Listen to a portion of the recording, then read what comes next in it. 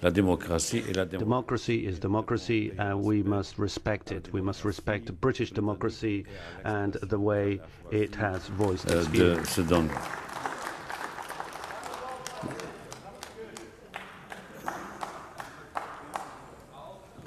That's the last time you are applauding here.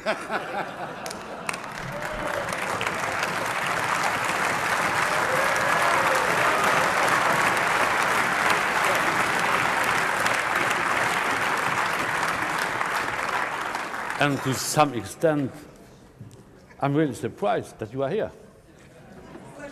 You were fighting for the exit. The British people voted in favor of the exit. Why are you here?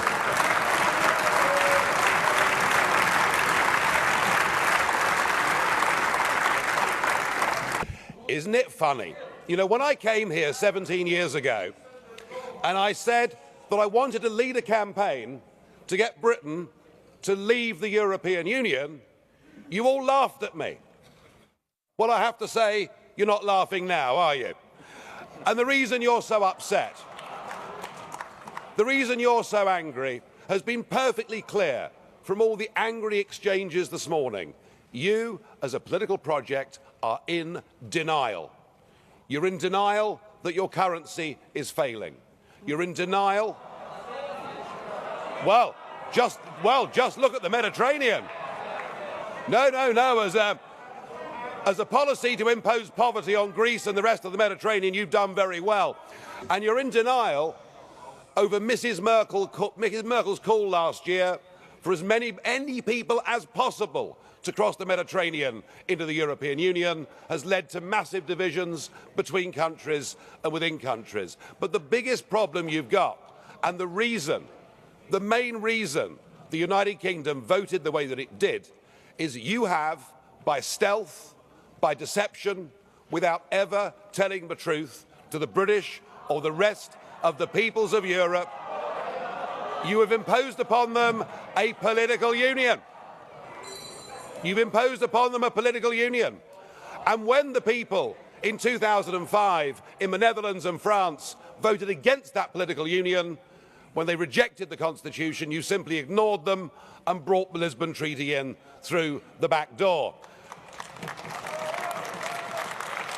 What happened last Thursday was a remarkable result. It was indeed a seismic result, not just for British politics, for European politics, but perhaps even for global politics too, because what the little people did, what the ordinary people did, what the people who have been oppressed over the last few years and seen their living standards go down, they rejected the multinationals, they rejected the merchant banks, they rejected big politics, and they said, actually, we want our country back, we want our fishing waters back, we want our borders back, we want to be an independent, self-governing, normal nation, and that is what we have done, and that is what must happen. And in doing so,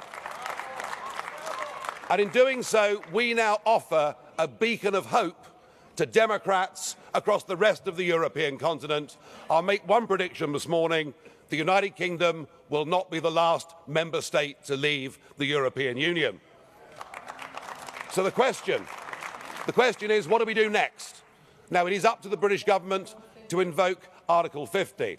And I have to say that I don't think we should spend too long in doing it. I totally agree, Mr. Juncker, that the British people have voted. We need to make sure that it happens. But what I would like to see is a grown-up and sensible attitude to how we negotiate a different relationship. Now I know that virtually none of you have ever done a proper job in your lives or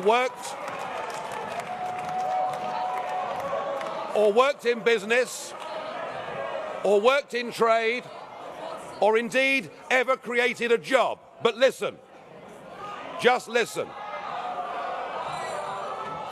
Herr Farage, Augenblick. Liebe Kolleginnen und Kollegen, bei allem Verständnis für Ihre Aufregung, Sie benehmen sich gerade, wie UKIP sich normalerweise hier in diesem Haus benimmt. Also kopieren Kopieren Sie sie nicht. Herr Farage, ich will Ihnen allerdings eins sagen. Ihre Äußerung, dass die Kollegen hier in diesem Hause niemals einen ordentlichen Job gemacht hätten, Sie müssen nicht von sich auf andere schließen. Das geht so nicht. Thank you.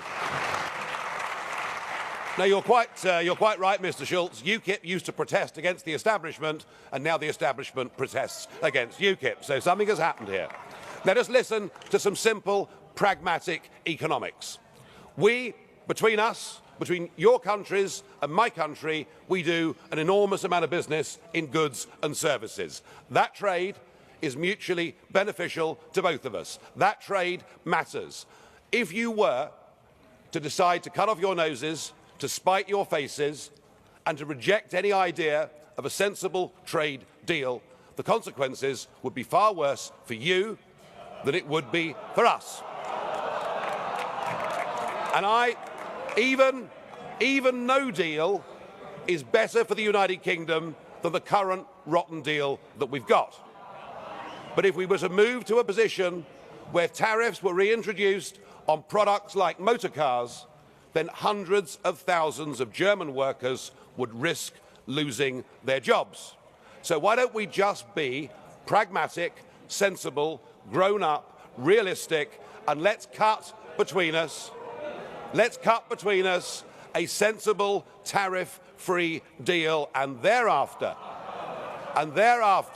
recognise that the United Kingdom will be your friend, that we will trade with you, we will cooperate with you, we will be your best friends in the world. But do that, do it sensibly, and allow us to go off and pursue our global ambitions and future. Thank you.